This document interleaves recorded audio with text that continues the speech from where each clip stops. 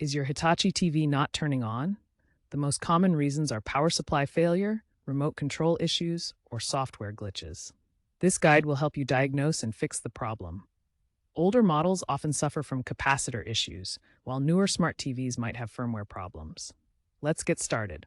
The power supply unit, or PSU, converts AC power from your wall outlet into DC power that your TV needs to operate. When your Hitachi TV won't turn on, a faulty power supply is often the main culprit. Start by inspecting the power supply for signs of damage. Look closely at the capacitors. These small cylindrical components store electrical charge. Swollen or bulging capacitors indicate failure. To test the power supply properly, use a multimeter to check for 5-volt standby power at the PSU connector.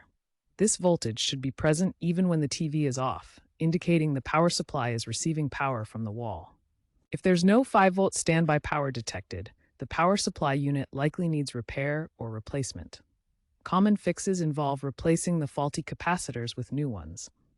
Don't overlook the remote control when troubleshooting a Hitachi TV that won't turn on. Start by checking the batteries. Replace them if they're dead, as this is often the simplest fix. Next, test the infrared signal. Point the remote at your phone's camera and press a button. You should see a faint infrared light flash on the screen. If the remote isn't working, try a universal remote to eliminate remote failure as the cause. For smart TVs with Bluetooth remotes, ensure the remote is properly paired through the TV's Bluetooth settings. Performing a soft reset is the easiest fix for minor issues. Start by unplugging your Hitachi TV from the power outlet. Wait 60 seconds to clear temporary glitches. Then plug it back in and try turning it on. This often resolves software issues and is always worth trying first. If a soft reset doesn't resolve the issue, a factory reset may be necessary as a last resort. This process erases all your settings, so it's crucial to back up any important data first, particularly on smart TVs that store apps and personal information. The factory reset method varies depending on your specific Hitachi TV model.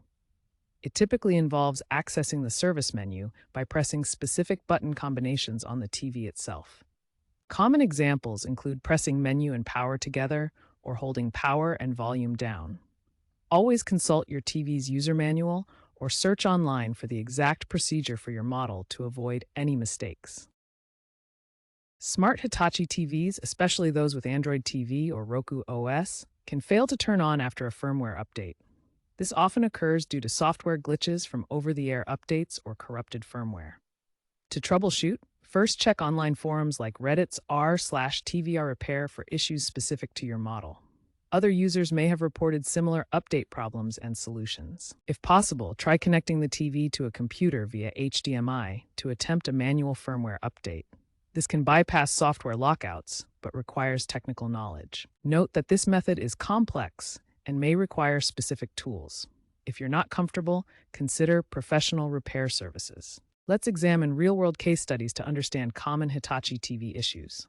In a 2010s Hitachi 50-inch plasma TV, the power LED flickered, but the screen remained dark. Users diagnosed this as a faulty T-con board, common in aging models with capacitor wear. Replacing the board via online sources cost about $100 and restored functionality. Another example involves a 2020s Hitachi 55-inch Android TV that failed to turn on after a firmware update. This software-related lockout was fixed by accessing the service menu using a specific button combination.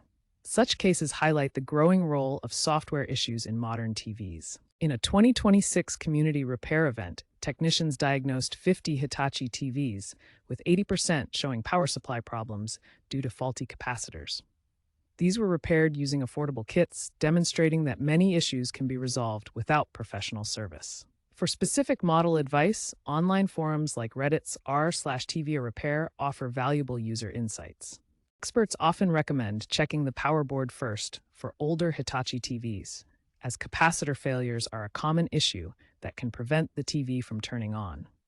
DIY repairs are possible, particularly capacitor replacements, using basic tools like multimeters and replacement parts available online. However, if you're not comfortable working with electronics, consider professional repair services to avoid causing further damage. Remember that Hitachi no longer provides official support for these TVs, so third-party repair shops or online communities are your best bet for reliable fixes.